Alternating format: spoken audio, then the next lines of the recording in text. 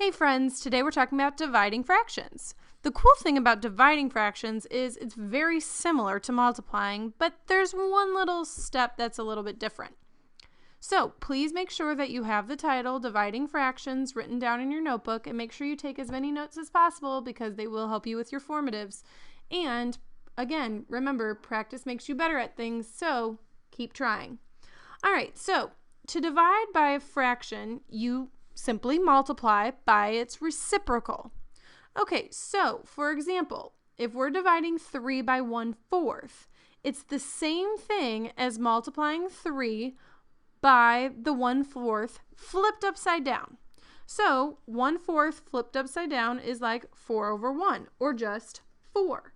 So if I take 3 big cookie cakes, because we all know I love to bake, if I take these 3 big cookie cakes and I divide them each into fourths, I have, as you see, 12 pieces. Okay, it's the same result as multiplying 3 by the flipped over version of 4. So let's explore what this means with fractions. 1/3 divided by 5.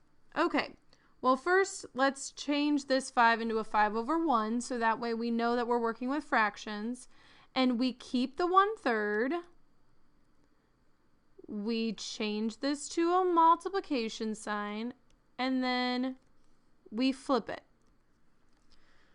I remember this by keep, change, change. Okay? Like when you tell people keep the change, okay? That's how I remember it. Keep, change, change. All right, so 1/3 times 1/5 is what we're looking at right now. Now it's a normal multiplication problem. Numerators are both 1, so 1 is the numerator. 3 times 5 is 15, so my answer is 1/15, or 1/15.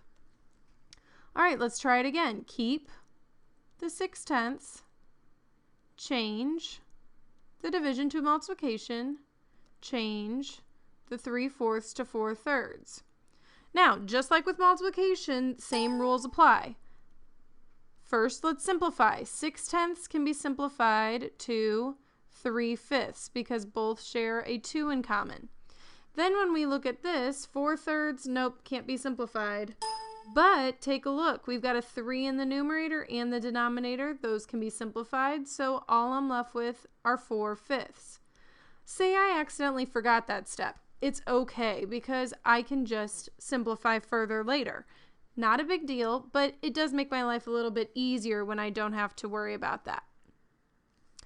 Okay, so I want you to try these. Go ahead and pause the video. Think back to multiplication. Remember the keep, change, change. Grab a red pen when you're done and we'll go through them.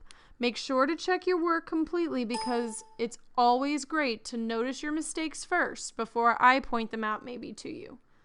Okay, here we go. We're going to keep. We're going to change, and we're going to change. So if I look at this one, I can simplify right off the bat. The 10/2 becomes a 5/1. So now what I have here, 2/3, nope, 3 and 5, no, and because there's a 1 there, that can't be simplified. So I have 10/3. Ooh, that's improper. Can't leave it like that. So really 10/3 is like 10 divided by 3, and we know that that would give us 3 wholes. How many would be left over? 1/3. Let's look at the next one. Keep the 3/20, change the division to multiplication, flip the 14/1. Okay, when I look at this one, 3/20 and 14/1, those can't be simplified. 3 and 1 can't be simplified, but 20 and 14 can. They share a 2 in common. So this would be a 7, this would be a 10. 3 times 7 is 21, and we have a 10 as our denominator. Again, improper, can't leave it like that. 21 divided by 10, that would give us 2 wholes and 1/10 left. All right, let's look at this one down here. Keep the 4/18, change the division, and the 9 and the 1 get flipped. All right, 4 and 18, those can be simplified. 2 and 9. Ooh, that's convenient because look at what we've got here. We've got 9s that can be simplified, and we're left with 2 over 1. Again, improper, and that creates a whole, a 2.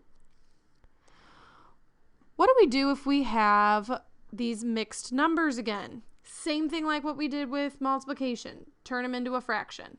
Okay, an improper one at that. So we've got 2/3 divided by, and this would be 3 times 3 is 9, plus my 1/3 would be 10/3. Remember how we did that? 3 times 3 gave us 9/3. And then add my 1/3 to that, and I got 10/3. Okay, so now we can follow the philosophy of keep, change, change. Okay, the 3's cancel each other out. We're left with 1. The 2 and the 10 can be simplified, and we're left with 1/5. Over here, we've got 4 times 7, which gives us 28/7, plus my 2/7, which is 30/7. 4 times 3 is 12, plus 1 is 13, so we're dividing it by 13 over 3. Okay, so let's follow the keep, change, change philosophy. 30 over 7 times 3 over 13. Okay, really, we've got some prime numbers here. 3, 13, and 7, all prime numbers. So unless this was like a 39, a multiple of 13, or a multiple of 7, we can't simplify anything. So we are left with 90 on top and 91 on bottom. Simplified, and we're done. You try these, okay? Make sure you pause the video and take your time. It's important that you practice, and then go ahead and watch me and how I do it, and check it with a pen or something. Okay, here we go. I'm going to show you what I did. First step is I made this a 5 over 1. Okay, second step is I need to take this 1 and make it into 3/3, plus my 1/3 is 4/3. So now I have 5 over 1 divided by 4/3. I'm going to keep, I'm going to change, and I'm going to change. So I have 15/4, which can be simplified, and 4 goes into 15 3 times with 3 left over, so I have 3 3/4. 2 times 5 is 10, plus 2 is 12, so here I have 12/5.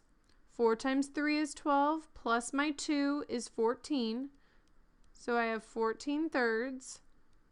So I'm going to keep, change, change. Okay, I see some things that I can simplify here. The 12 and the 14, this becomes a 6, this becomes a 7. So now I have 6 times 3, which is 18, over 35. And those can't be simplified, so I'm done. Okay, the next one. I have 2 and 1/3, so 2 times 3 would give me like 6/3, plus my 1/3 is 7/3. 2 times 3 was 6, plus 1 is 7. Divided by 5 over 1. So I'm going to keep, and I'm going to change, and I'm going to change. Okay, so here, all prime numbers. So there's no way that I have anything 7 over 15, and it can't be simplified. I did that right, and I'm done. And that's all I've got for you today. I will see you next time.